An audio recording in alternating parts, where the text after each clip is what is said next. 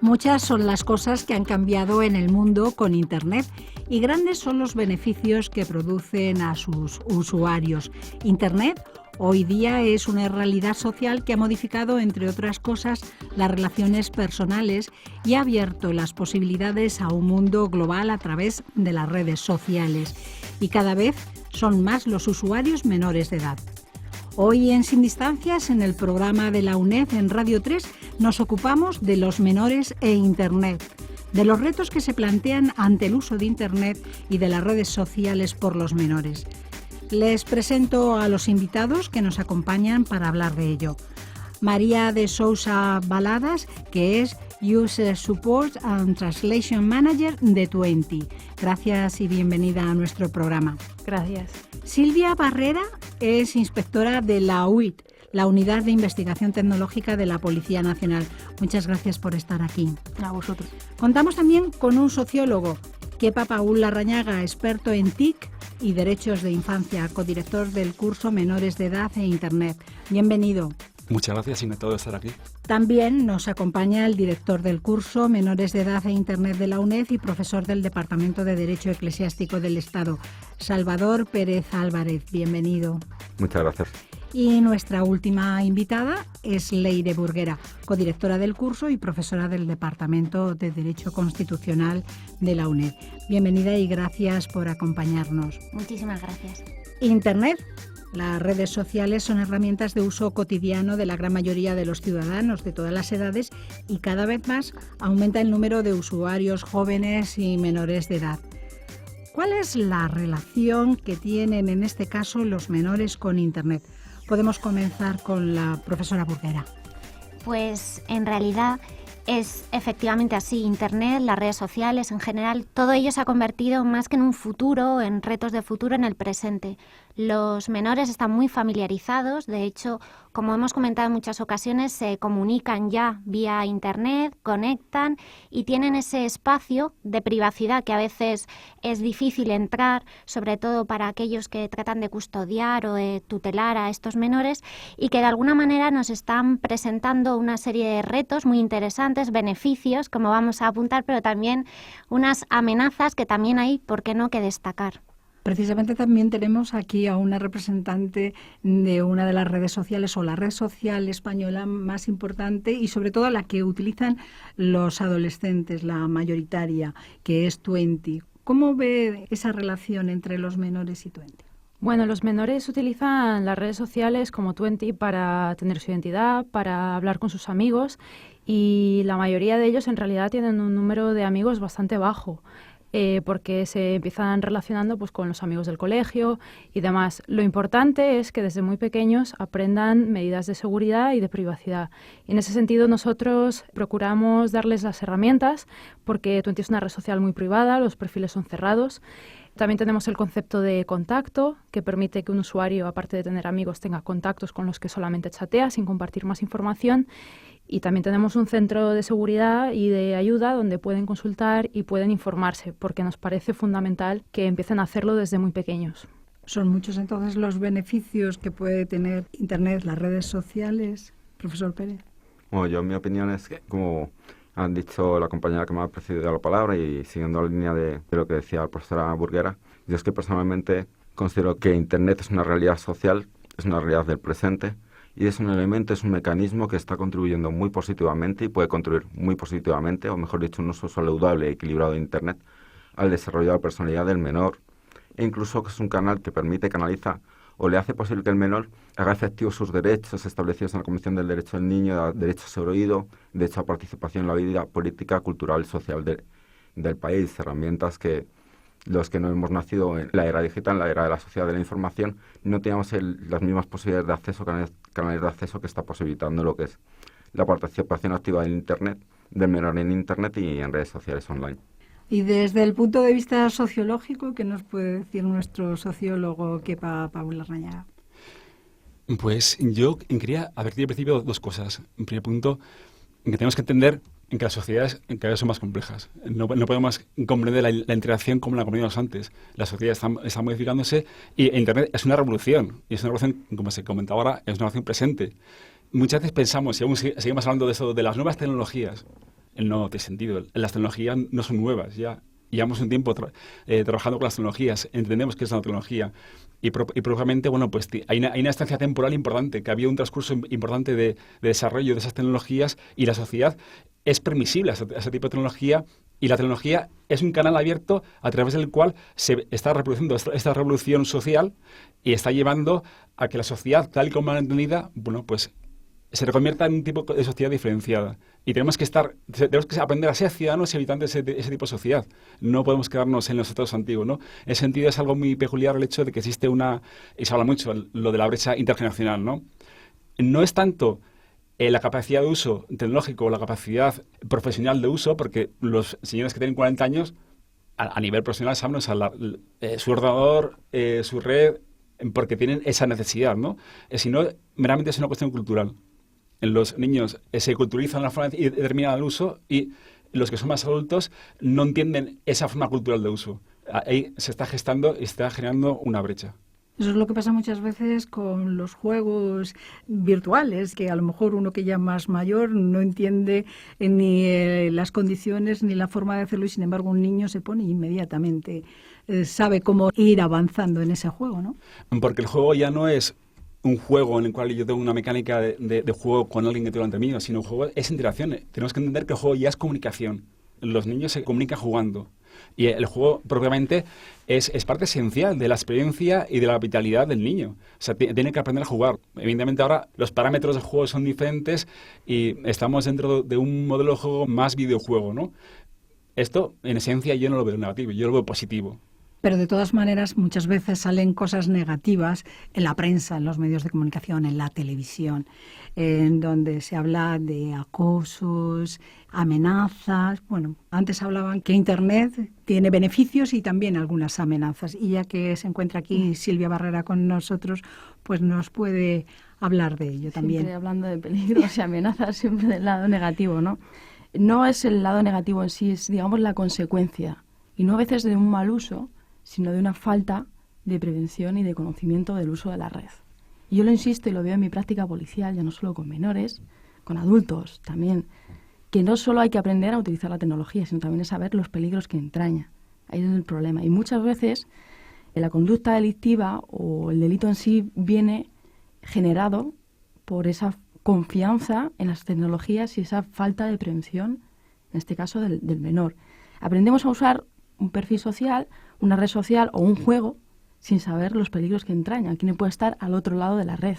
Igual que desconfiamos cuando vamos por la calle, siempre pongo el mismo ejemplo, de que un desconocido nos pueda pedir el teléfono, ¿a cuento de qué?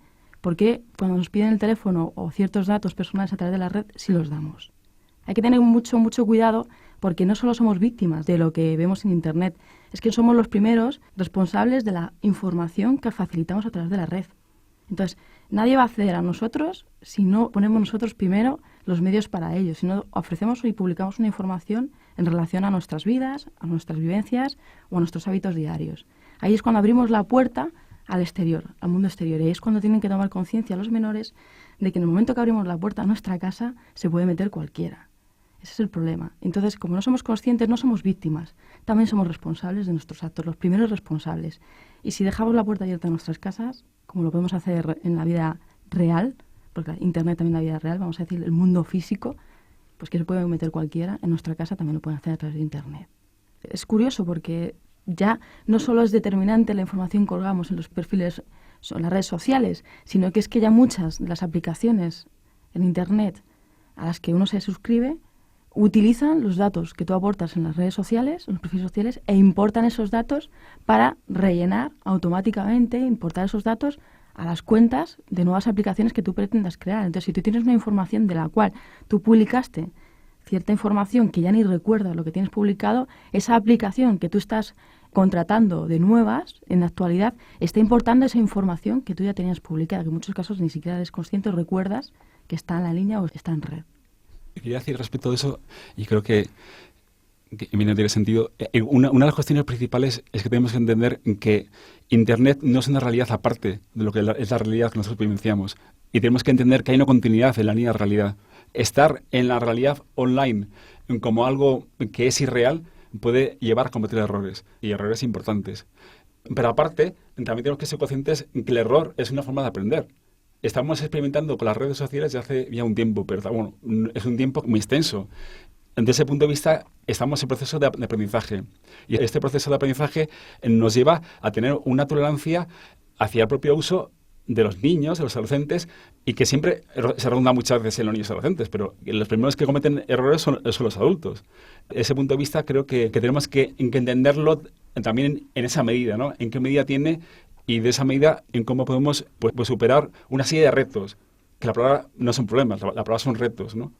En este sentido, también nosotros apostamos por la responsabilidad, por la concienciación, por un uso saludable de las nuevas tecnologías, que ya no lo son tanto, como muy bien ha señalado Kepa, y sobre todo al hilo de lo que comentaba Silvia, cuando hablamos de lo que acontece en esa otra esfera, a veces el sentido común es el menor de los sentidos, y a veces, como muy bien comentaba, simplemente se trata de cosas, actuaciones que tú no harías en otros ámbitos de tu vida, y sin embargo ahí no se sabe muy bien por qué te lo permites. Es decir, hemos comentado que también no solo se utilizan datos, sino que también hay compañías que venden nuestros datos. No somos conscientes de hasta qué punto podemos tener una cierta autodeterminación informativa de todo aquello que tiene relación con nuestra identidad. Y es que realmente a veces creamos una identidad, que eso sería otra cuestión interesante, que nada tiene que ver o a veces no corresponde exactamente con la física. Es una identidad que a veces la gente utiliza para suplantar.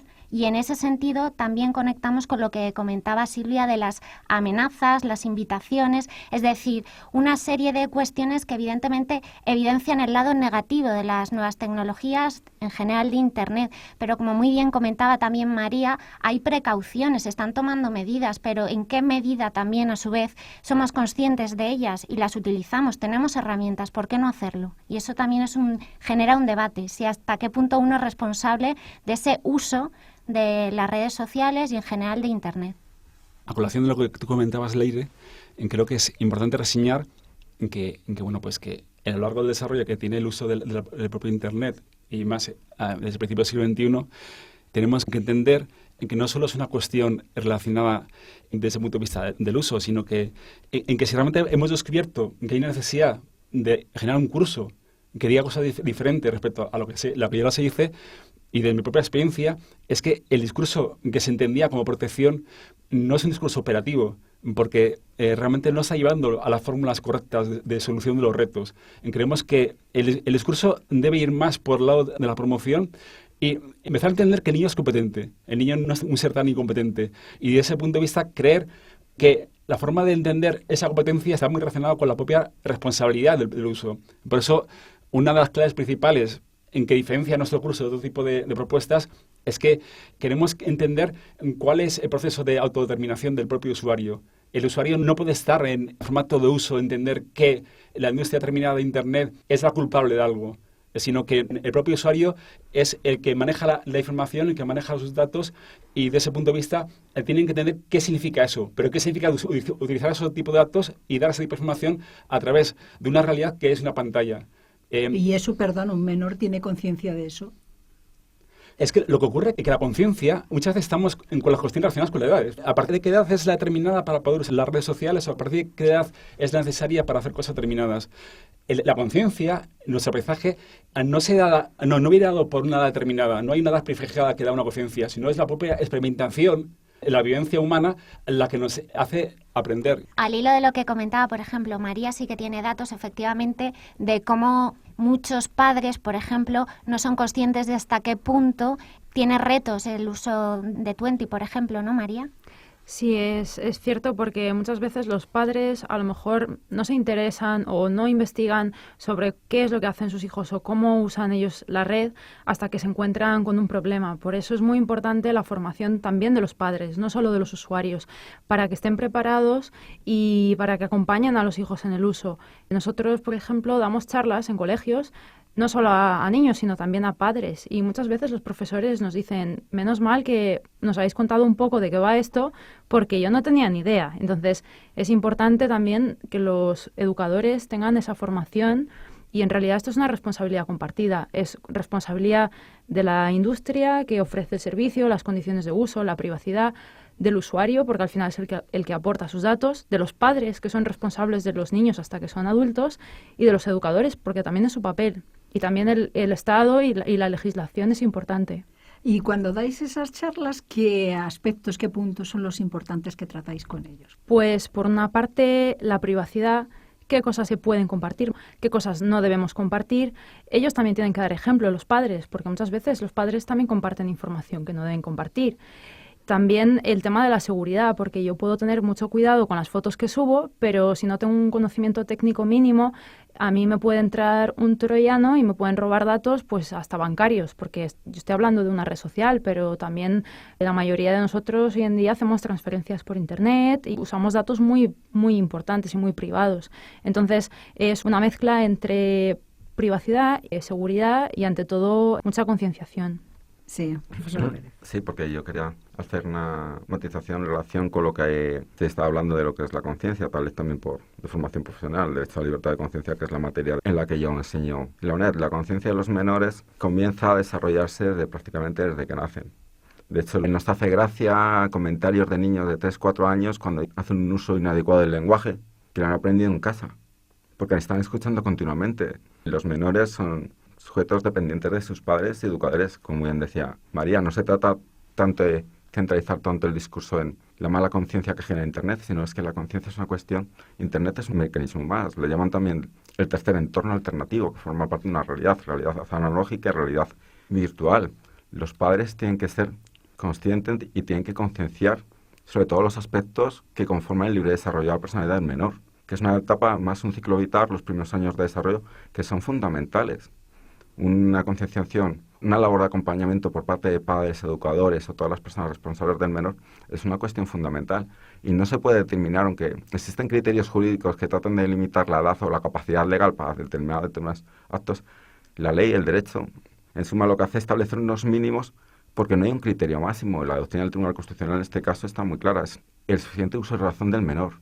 Hay un menor de 8 años que tenga una capacidad intelectiva mucho mayor que un menor de 15, 16, 17 años, incluso un adulto. Es decir, se trata de concienciar y acompañar e indicar también y que los padres sean conscientes, incluso que los padres sean partícipes con sus hijos de que los menores son nativos digitales, que les enseñen a utilizar lo que es adecuadamente las TICs, que les enseñen los menores sin invadir su privacidad, porque antes era como nosotros cuando éramos menores o éramos mucho más jóvenes, nos molestaba, éramos los primeros que teníamos miedo a que si estábamos en un ámbito de privacidad que era nuestra habitación, la inclusión, la irrupción, la prohibición de determinadas cosas que eran un sentimiento negativo. Se trata de todo lo contrario. En la realidad hay riesgos, como los ha habido siempre, incluso cuando estabas cruzando la calle y tienes 5 o 6 años y tienes el riesgo de que te pille un coche, pues en Internet es igual, es concienciar y acompañar y que los padres y educadores, todas las personas en juego, conciencien y eduquen a sus hijos, porque Internet puede controlar muy posiblemente lo que es la maduración de la conciencia personal, un uso adecuado. Es una herramienta fundamental del presente y el futuro. ¿Usted cree realmente que los riesgos de un joven o de un niño son los mismos que podrían tener hace 60 años? Hace 60 años no sé porque yo no estaba viviendo, pero yo puedo... Yo tampoco, pero... Quiero decir, yo os puedo contar, incluso puedo traer a colación mi experiencia personal en este caso, que yo estudiaba en un colegio que no tenía un patio, no había un patio de colegio, sino estudiábamos justo el patio donde se desarrollaba la actividad de educación física y el recreo. Era un patio, era un campo cerca de una vía de tren, donde había jeringuillas, y a mí nadie me había dicho, no toques esa jeringuilla, que te pueden contagiar de una determinada enfermedad. ¿Eso no era una realidad hace años? Importantísimo. Entonces es la educación, es de lo que estábamos hablando y es un poco el sentido también de esos cursos, ¿no? A lo mejor también cuando éramos pequeños, nuestro ámbito de peligro se limitaba solo al patio, el entorno de nuestro edificio, al patio escolar y al césped, y todo lo que no encontraras fuera de allí ya no era un peligro, ¿no? Esto era no estuvieras al alcance de ciertas personas o ciertas circunstancias. El problema de Internet es que ahora, a través de una pantalla, tienes todo el mundo exterior. Ya no tienes ese parque, tienes todos los parques del mundo mundial todas las personas alrededor, que pululan alrededor tuya. Ese es el problema. Entonces, que Internet es tal la cantidad de información que existe y tal las circunstancias que se dan en Internet que estás expuesto a cualquier tipo de peligro, menos en ese momento, digamos, físico, de momento.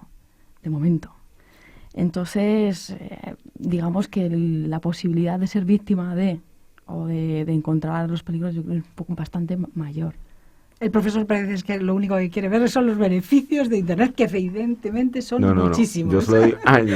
Yo matizo solamente. Internet tiene sus riesgos, pero efectivamente yo creo que hay un discurso muy común, muy genérico, que es centrar todo el mal, todos los problemas, todas las actividades o todas las actividades ilícitas que están padeciendo los menores sobre Internet. Existen muchos riesgos que hemos podido sufrir, padecer todos, fuera de Internet. De hecho, también, incluso en este discurso mío de defensa de un uso saludable y beneficios de Internet, por ejemplo, el bullying ha existido en las escuelas y en los colegios desde siempre. Tú, por tener determinadas características físicas, el mero hecho de usar gafas, podías ser objeto en determinadas edades de burla, de bullying. Pero bueno, yo voy a crear polémica y así hacemos un poco de discusión. Sí, pero las repercusiones son distintas, Salvador. ¿Por qué? Por una sencilla razón. Como muy bien comentaba Silvia, Internet rompe las fronteras del espacio y del tiempo. Y las repercusiones que antes se ceñían a un patio de colegio ahora son incalculables. Es decir, ahora mismo un niño que es acosado o que tiene cualquier tipo de problema en Internet tiene a espectadores, tiene a gente que efectivamente no es la misma, no es tan reducido, y eso incrementa también a la posible víctima o al menor en una sensación de angustia, en una serie de cuestiones que antes no se vivían o no de ese modo. Para lo bueno y para lo malo, Internet es un espacio donde todo es visible, o al menos gran parte de los acontecimientos son visibles, y sobre todo estás expuesto a terceras personas. Y eso tiene unas implicaciones para un menor que volvemos a lo mismo de siempre. ¿Cuál es el concepto de menor? ¿Hasta qué punto es consciente de los peligros, de los beneficios? En realidad estamos hablando de un grupo humano que tiene que estar especialmente protegido. ¿En quién recae la responsabilidad? ¿En el menor, en los padres, tutores, etcétera? Es un trabajo, una labor de todos. En esto yo creo que todo el grupo estamos de acuerdo. Pero pongamos el foco de atención a día de hoy en aquellos que en última instancia son los responsables del menor, los que tienen que velar por ese libre desarrollo del menor. Yo creo, vamos, es mi postura. Sí, también una matización. Ahora también es cierto, y coincido plenamente con lo que ha dicho la profesora Burguera, que también el menor, a través de redes sociales, las redes tienen mecanismos, eso nos puede dar, o puede explicar más, con mayor profundidad, María Sousas. Antes, en determinados casos, a lo mejor una situación de acoso del colegio, se quedaba en el menor, se lo quedaba dentro por la vergüenza. Ahora el menor también, Internet, al ser también un mecanismo un poco personal, tiene la ventaja de que puede denunciar, o el menor tiene herramientas para denunciar lo que quizás no hubiese denunciado, una situación de hecho que no hubiese denunciado en el colegio porque le da vergüenza o por las represalias que iba a tener el colegio. Ahora tiene mecanismo de denuncia y de hecho yo creo que sí que hay estadísticas de que ha habido un incremento de que los menores están usando más este tipo de herramientas de seguridad o de denuncia de este tipo de hechos porque es más impersonal, está en su casa, se siente en un contexto seguro que puede ser su habitación y tienen más confianza, cosa que a lo mejor esos mismos hechos yo, por ejemplo, personalmente no me hubiese atrevido a anunciarlo por las represalias que hubiese podido tener. O sea, que también es, claro, son las dos caras de una misma moneda. De ahí la importancia y la responsabilidad de las redes sociales y en este caso, como estaba hablando antes María, del propio Twenty, ¿no? Sí, lo que decía Salvador de los sistemas de denuncia son muy importantes y también me gustaría hacer hincapié en que estos hechos normalmente no quedan impunes porque... Por ejemplo, Twenty, cuando detecta este tipo de comportamientos, por supuesto los eliminamos de la plataforma y también salvaguardamos la información del contenido infractor y de la persona que lo ha hecho. Por lo tanto, si el menor lo denuncia o por lo menos lo habla con sus padres, si es un acoso grave, eso se puede investigar y se puede ver quién ha sido. Que no es como el patio de colegio, que a lo mejor te insultaban o te pegaban y si no te veían, pues ahí se quedaba la cosa. Bueno, a mí no me gusta comparar mucho la situación de hace 60 años con ahora, porque si nos ponemos a comparar, pues tampoco había cinturones de seguridad en la parte de atrás del coche y demás, ¿no? Entonces, no se puede comparar de esa manera, pero desde luego las redes sociales también tenemos nuestro papel. Kepa. Y yo sí quiero decir, estoy totalmente de acuerdo con lo que dice María, de que reproducir analogías, si realmente los criterios de analogía no son adecuados, pues puede llevar a confusión en la propia analogía. Y luego, una cosa que ha comentado Leire, que creo que es principal, es la invisibilidad. Una cosa es entender qué es lo que tenemos visible, otra cosa es lo que antes era invisible. Nos parece maravilloso el ámbito doméstico, familiar, la vida familiar es maravillosa, los padres y los hijos se llevan fenomenal, cosas también inciertas. A colación de muchas cuestiones que están surgiendo ahora. Hace tampoco 30 años se sabía cuáles eran las condiciones de vida de las mujeres dentro de las familias cuando eran golpeadas, ¿no? Y se veía que era normalizado. Y gracias a Dios, en el año 89, con la Convención de Derechos del Niño, tuvimos la posibilidad de entender que los niños tenían derechos humanos, porque eran seres humanos. Hasta ese momento no se entendía, ¿no? Y el infanticidio era una cosa viable. No en el siglo XX, pero sí en épocas de la Edad Media. Desde ese punto de vista, creo que redundar en las analogías pues es complicado, ¿no? Porque vamos a ver qué estamos comparando entre sí, ¿no?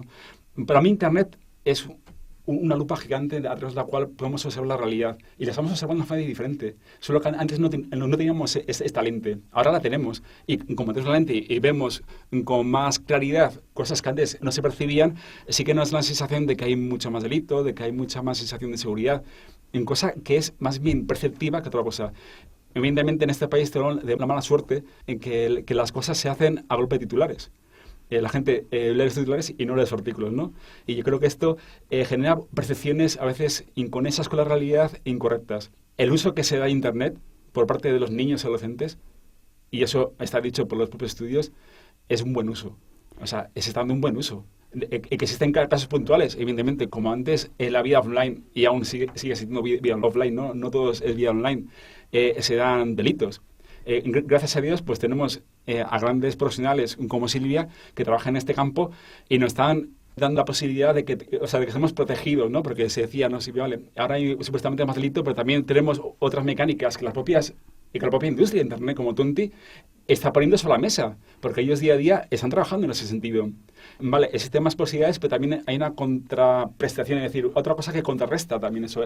Siempre estamos en un equilibrio de cosas, ¿no? Tenemos que ir concluyendo, nos quedan un par de minutos y hay muchas cuestiones que hoy han surgido a lo largo de este coloquio y otras muchas más, pero que no podemos abordar ya, aunque sí se podrá hacer más ampliamente en los 2 cursos de desarrollo profesional y personal sobre menores de edad e Internet que oferta nuestra universidad y que iniciarán su andadura en enero de 2014. Y aquí están 3 de los responsables, como la profesora Burguera, codirectora de los cursos. ¿A quiénes van dirigidos? Pues nosotros hemos tratado, como hemos reflejado en esta conversación, de que sea efectivamente un curso dirigido a padres, educadores, fuerzas de seguridad. En general está abierto a, digamos, un amplio espectro de gente, porque nos parece fundamental que se haga un uso saludable de las nuevas tecnologías, esa visión positiva que de alguna manera hemos reflejado, también porque consideramos, insisto, que es el presente y porque hemos tratado de alguna manera también de enfocar el curso e incorporar visiones y perspectivas que van desde el mundo de la sociología, la psicología, también la educación, el mundo jurídico. Hemos integrado a las redes sociales porque hay que darles voz, tienen que estar presentes para que no sean las malas de la película, ni muchísimo menos. Las fuerzas de seguridad que también nos alertan y nos dan pequeñas pautas de qué es lo que debemos o no hacer. En definitiva, es un curso bastante completo y que me parece interesantísimo para la gente que de alguna manera tenga curiosidad en relación a los menores e Internet. Yo le quería decir de que este curso tiene un valor añadido, en que es una aplicación de un libro de texto con la editorial Ansadi, en la que hemos tenido posibilidad de trabajar y hemos hecho una integración de mucha gente dentro de un texto, y eso es importante porque no es tan fácil hacerlo. Es un texto en el cual está colaborando las redes sociales como Twitter y Facebook, con su aportación desde ese punto de vista. Y creo que bueno, pues es un valor añadido al propio curso, que creo que hemos tenido la posibilidad de generar un texto y un libro en que es interesante y creemos que puede ser referencia en cuestiones relacionadas con menores e Internet. Pues para todos aquellos que tengan interés y se preocupen y ocupen de los menores y su relación con Internet, con las redes sociales, educadores, padres e incluso abuelos pueden matricularse ya de forma online en la UNED, uned.es. Y de todos modos subimos toda esta información y los enlaces para que puedan hacerlo en canal.uned.es. Repito, canal.uned.es. Aquí podrán de nuevo escuchar este programa y ver toda la producción audiovisual de la UNED, que es mucha y está abierta para todos. Ya lo saben, si quieren aprender y saber usar Internet y las redes sociales con un enfoque amplio desde el psicológico, la educación, la sociología, el mundo jurídico, y donde están integradas las redes sociales y las fuerzas de seguridad, están a tiempo de matricularse. Se nos ha acabado el tiempo del que disponemos aquí en Radio 3 y tenemos que cerrar el programa agradeciendo a nuestra invitada de Twenty, María, a Silvia, inspectora de la Unidad de Investigación Tecnológica de la Policía Nacional, a Kepa, sociólogo y colaborador de los cursos, a la directora adjunta Leire y a su director Salvador por habernos acompañado y participado en el coloquio. Muchas gracias a todos. Muchas Gracias. Gracias. Gracias.